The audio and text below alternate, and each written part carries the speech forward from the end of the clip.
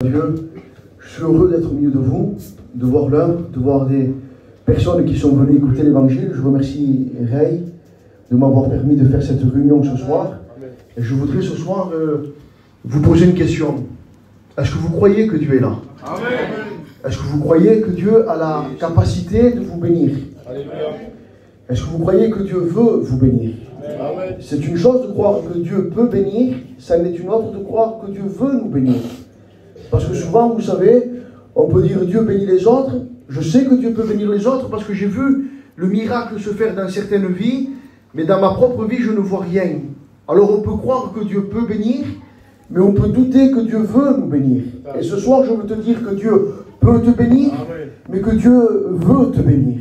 Et je voudrais que tu en sois pleinement convaincu, que tu comprennes que de devenir un chrétien, ce n'est pas des efforts humains. Devenir un chrétien, c'est un miracle que Dieu produit. Dans les 4 témoignages que j'ai écoutés, il n'y en a pas un qui s'est converti dans une réunion. Les 4 se sont convertis en dehors de la réunion. Est-ce qu'ils ont fait quelque chose d'extraordinaire? Est-ce qu'ils ont fait des efforts surhumains? Est-ce qu'ils se sont dit, je vais accomplir telle chose pour essayer de montrer à Dieu que je suis quelqu'un de bon, que je suis quelqu'un de bien? Non, aucun d'entre eux n'a fait des efforts. Le miracle s'est produit et le miracle voudrait se produire ce soir dans ta vie à partir du moment où il faut que tu comprennes quelque chose. Premièrement, la chose que le Saint-Esprit voudrait te communiquer, te faire comprendre ce soir, c'est que sans lui, sans Dieu, sans Jésus, ni toi ni moi ne pouvons rien faire.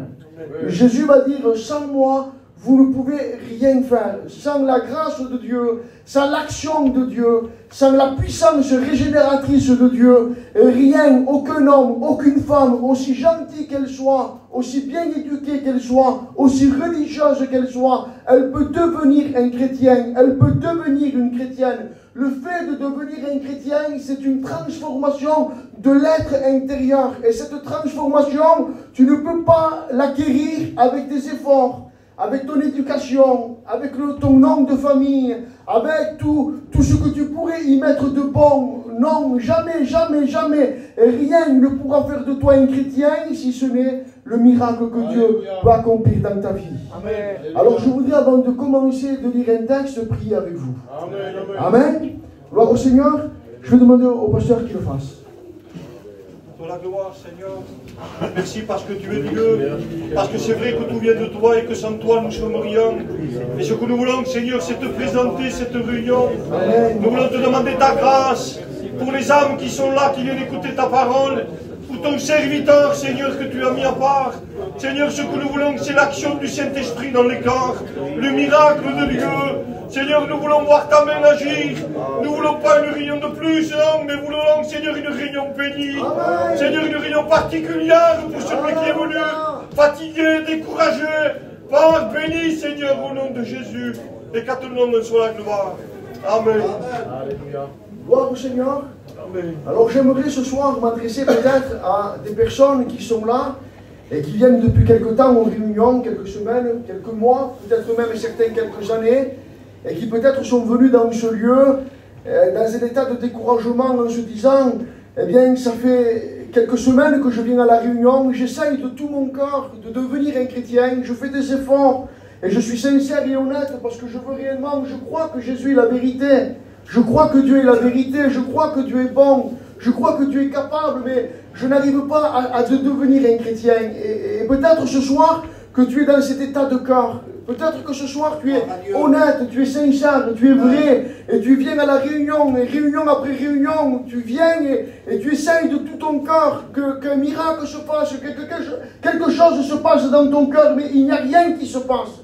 Et je voudrais ce soir, par la grâce de Dieu, au travers de la parole de Dieu, te lire un texte, te lire une expérience que le grand apôtre Paul a fait lui-même. Cet homme intelligent, cet homme érudit, cet homme qui a été enseigné dans toute l'intelligence et la sagesse eh bien, de la Torah. Un homme qui, on n'avait rien à lui apprendre, il savait tout sur tout. Il était cultivé, il était honoré, il était aimé, il était respecté.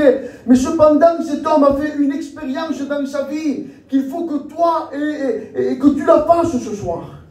Il faut que tu fasses cette expérience, que tu comprennes que, avant même de te repentir, avant même de demander pardon à Dieu, parce que c'est souvent ce qu'on demande aux personnes qui viennent dans nos réunions. Repentez-vous, demandez pardon à Dieu. Mais cependant, beaucoup de gens viennent aux réunions, assistent dans nos réunions, écoutent la parole de Dieu, mais ne comprennent pas le message de la repentance. Pourquoi? Parce qu'ils ne sont pas convaincus d'être pécheurs.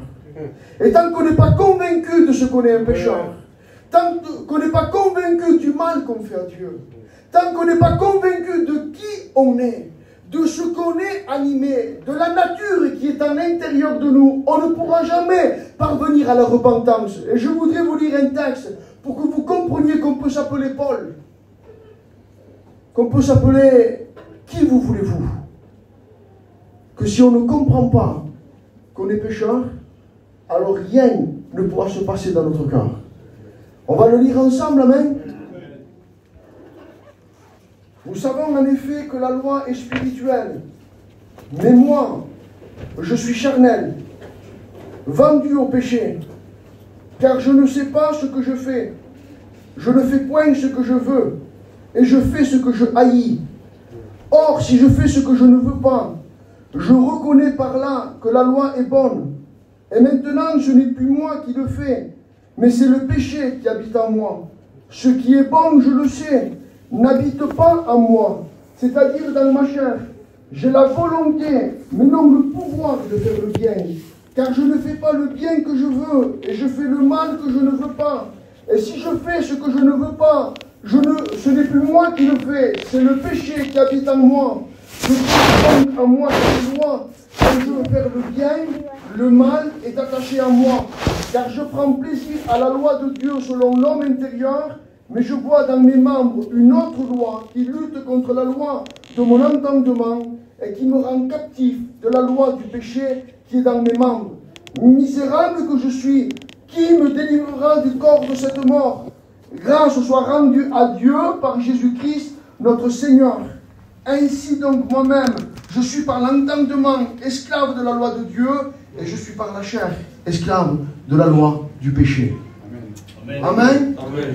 Je voudrais vous dire, mes amis, qu'on peut être animé de bons sentiments, qu'on peut être animé d'une bonne volonté, en essayant de tout notre cœur, en essayant d'être assidu aux réunions, en essayant même de côtoyer les chrétiens, en essayant même de chanter des cantiques, en essayant même de lire la parole de Dieu, et on essaye de mettre en avant toutes ces choses-là, en disant, Seigneur, tu vois, mais c'est fort, Seigneur, tu vois comment j'essaye, tu vois comment j'essaye d'être assidu à la réunion, les jours de réunion, tu vois, Seigneur, comment j'essaye d'être en compagnie des chrétiens, tu vois, Seigneur, comment j'essaye de tout mon cœur, j'essaye, et le point qui t'empêche justement de naître de nouveau, le point qui t'empêche justement, eh bien, que le miracle se produise dans ta vie, c'est que tu essayes.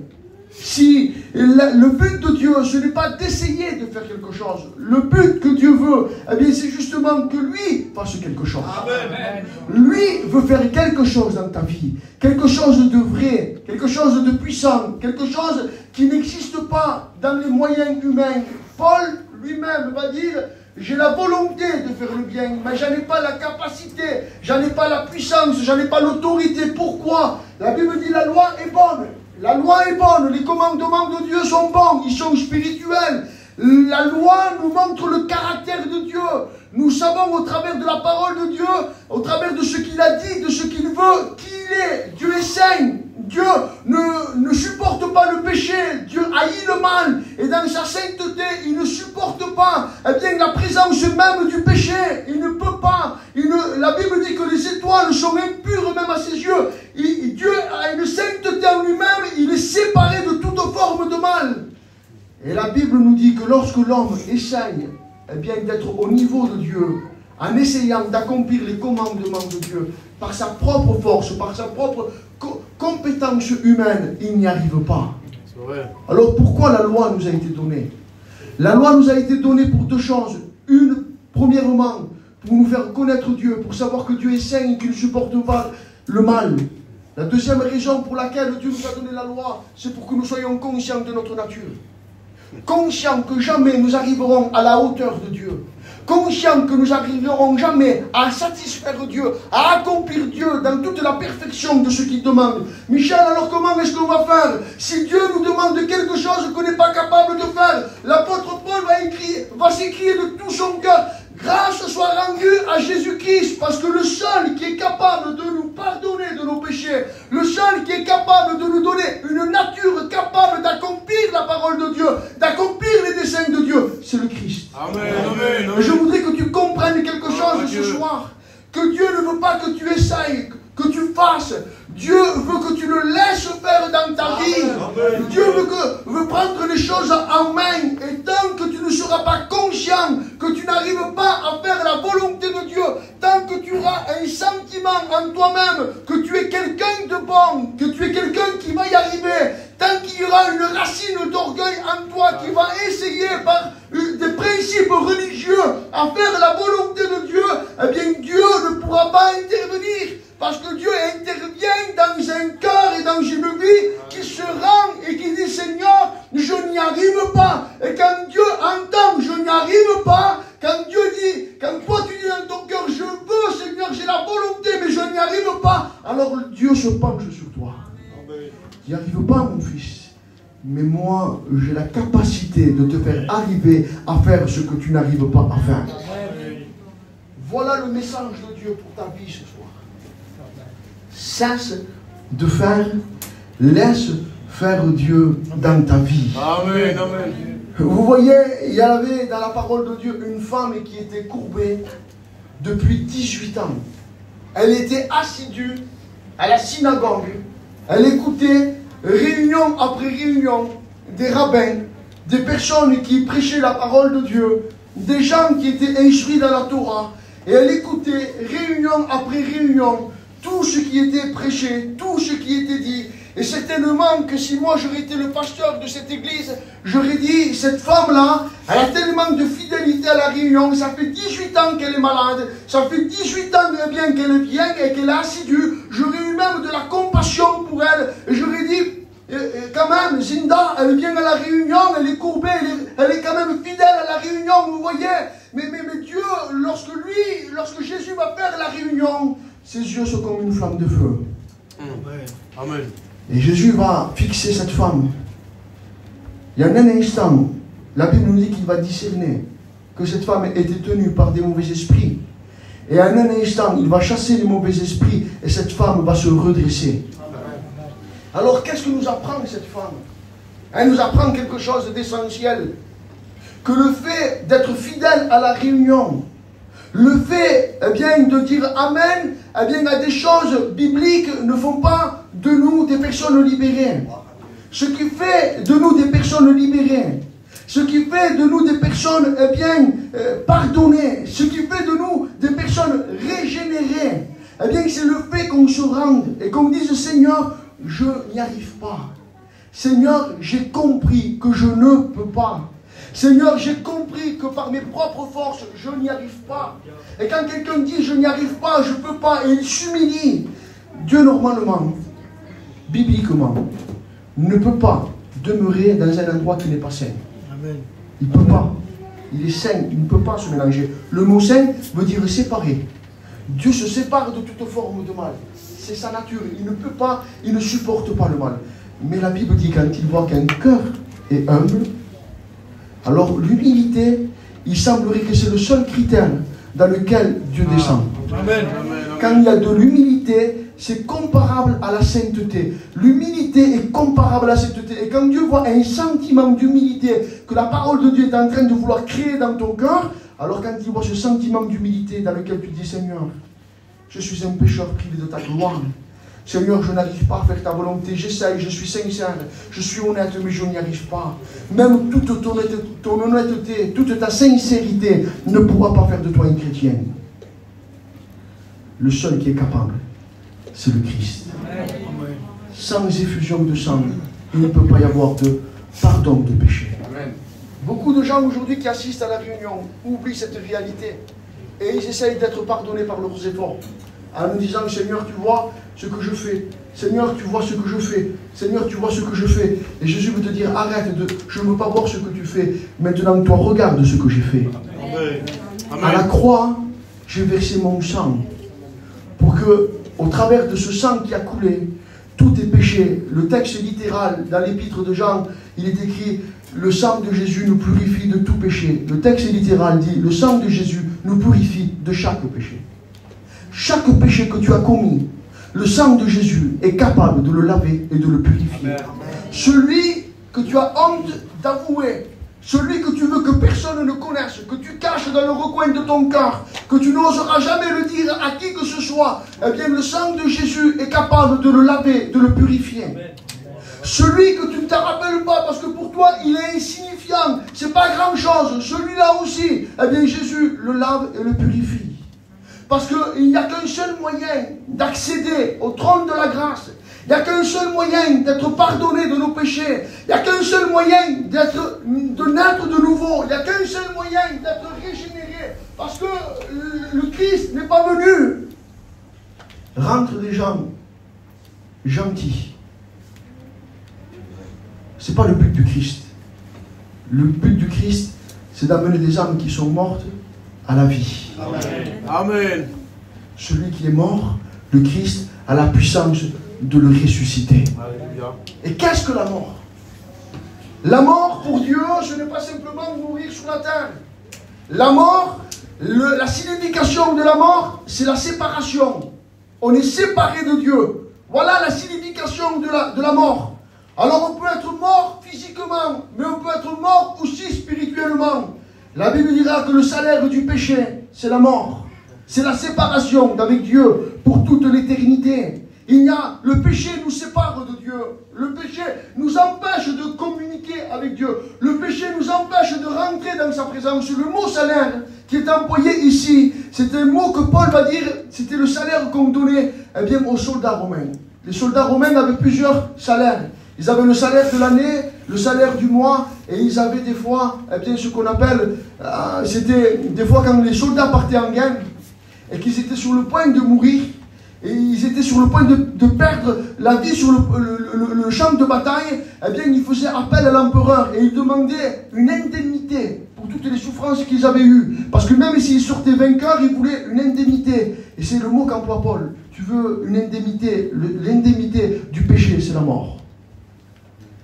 La mort pour toute âme qui pêche. Mais le don gratuit de Dieu. Amen. Amen. Le don gratuit de Dieu. Amen. Je disais hier, don gratuit, c'est pas français. On ne peut pas dire don gratuit, parce qu'un don, c'est quelque chose qu'on donne. Donc un don, automatiquement, c'est gratuit. Mais la Bible dit don gratuit, parce qu'elle veut que tu comprennes, que tu absorbes dans ton esprit, que tu le comprennes de ton cœur, que le salut, c'est gratuit. Que tu n'es pas assez riche pour le payer, que tu n'es pas assez honnête pour le payer, que même toutes tes bonnes œuvres ne pourront pas te faire acquérir le salut. Mais Jésus va dire le don gratuit. Ce qui te donne gratuitement, ce que tu ne mérites pas. Et dans le mot don, il y a la grâce. Dans le mot don, il y a la foi. Dans le don gratuit de Dieu, il y a la puissance de Dieu. Il y a tout ce qui appartient à Dieu. Tout ce qui est dans la divinité de Dieu. Il te donne la vie. Et quelle vie il te donne? Il te donne la vie du Christ. La vie qui était en Christ. Cette vie capable de marcher sur le péché. Avoir la victoire sur le péché. Amen. Cette vie qui n'existe qu'en lui. Lui ce soir, il veut te la communiquer. Par un seul moyen.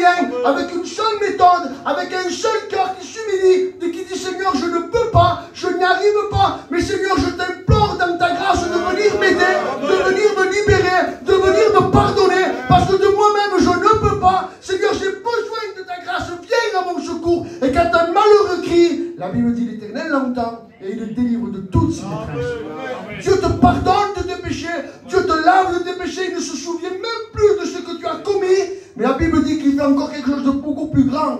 Parce que beaucoup de personnes viennent à la réunion, lèvent leurs mains. Au moment de la réunion, ils sont convaincus qu'ils sont pardonnés de péché. Il y a une suite dans ça. Le Seigneur nous donne la capacité, un cœur nouveau.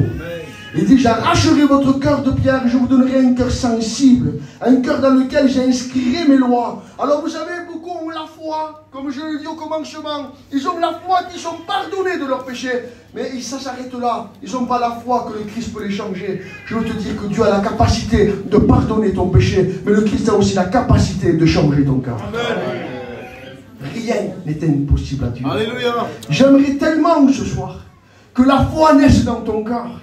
J'aimerais tellement que tu saisisses le message de Dieu et que dans un élan de foi, tu puisses dire, Seigneur, je suis un incapable, excusez-moi du mot, je ne suis pas capable de faire ta volonté, mais je le désire, je le veux, Seigneur. Je te promets qu'en l'instant même, tu n'as pas besoin d'attendre demain. Maintenant, sur ta chaise, instantanément, s'il y a des sentiments qui naissent en toi, le Christ est capable, maintenant, tout de suite, en un instant, de changer, de transformer, de bénir ta vie. Il est venu pour nous bénir. Il est venu pour nous sauver. Alléluia. Il est venu pour briser toutes les chaînes qui nous tiennent liés. Il y a peut-être des chaînes qui te tiennent liés. La chaîne du tabac, chaîne de choses qu'on a honte de citer. Peu importe la chaîne que c'est, le Christ veut la briser ce soir. Il veut la briser. Peut-être que tu essayes par toi-même de briser cette chaîne, mais il y a des péchés, vous savez, qui reviennent constamment des fois dans la vie de certaines personnes. Pourquoi? Parce qu'ils ont besoin d'une délivrance. Amen. Quand un homme fort tient une maison, il faut qu'un homme plus fort vienne le délivrer de la maison. Le Christ est cet homme fort qui est capable de venir te délivrer. Alléluia. Il veut ce soir, il en a la capacité. Alléluia. Il en a le désir, il en a le pouvoir, parce que lui, il est omniscient, omniprésent, omnipotent. Il connaît tout, il sait tout, il peut tout. Alléluia. Il sait aussi celui qui joue et celui qui fait semblant. Et quand quelqu'un fait semblant, quand quelqu'un n'est pas vrai, écoutez-moi, le Christ ne le regarde même pas. Tu auras beau lever ta main 500 000 fois, t'approcher au devant 500 000 fois. Si ton cœur n'est pas assez humble pour dire Seigneur, je n'y arrive pas, je ne peux pas, aide-moi. Alors vous savez, je vais vous dire quelque chose ce soir. Même le fait de lever sa main peut devenir une source d'orgueil. Parce qu'on dit, je lève ma main, et Seigneur, tu vois que je suis bon. Tu n'as pas compris le sens quand tu as levé ta main. Le sens, justement, quand tu lèves la main, c'est de dire, Seigneur, je ne suis pas bon. Mais des fois, on lève la main pour dire, salut Seigneur, je suis bon. Non, non. Quand on lève la main et qu'on dit, Seigneur, je te donne mon cœur, c'est parce qu'on a compris qu'on n'est pas bon. Amen. Amen. Alors Seigneur, que ce soir tu ne te trompes pas de message. Ouais. Dieu n'a pas besoin de ta capacité. Ta capacité le gêne. Ton agissement le gêne. Ton activité le gêne. Dieu veut te dire arrête. Tu n'y arriveras pas. Tu ne peux pas. Mais si tu le veux, Alléluia. si tu es assez humble pour dire Seigneur, aide-moi. Alors maintenant, tout de suite, pas demain, pas dans une heure, à la seconde même où une âme crie à Dieu, instantanément, elle change. Amen. Dieu la pardonne, la lame, elle change. La femme courbée, instantanément, après 18 ans, elle s'est redressée.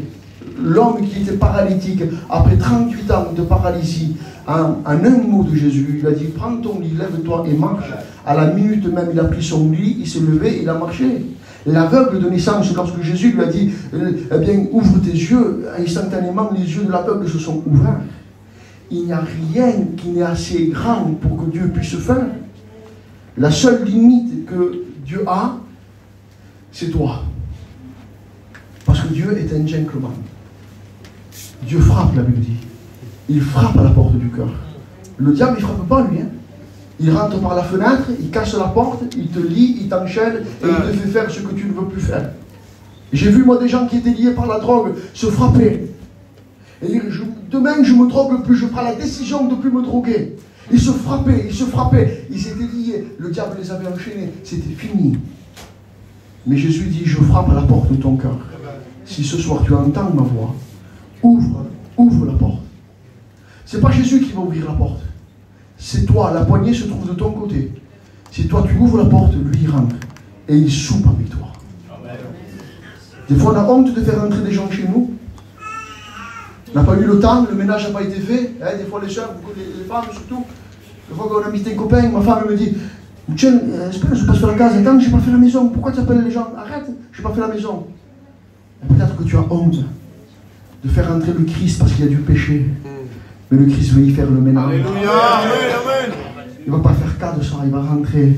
Il va dire, je sais que la maison est sale par le péché, mais moi je vais la laver. Alléluia. Je vais la purifier. Et je vais te dire même quelque chose. Dieu va brûler cette maison et il va en construire une neuve. Alléluia. Une maison neuve, un cœur nouveau. Amen. Amen. Amen. Alors, je ne vais pas aller beaucoup plus loin ce soir. On va prier le Seigneur ensemble. Gloire à Dieu. Amen. Amen.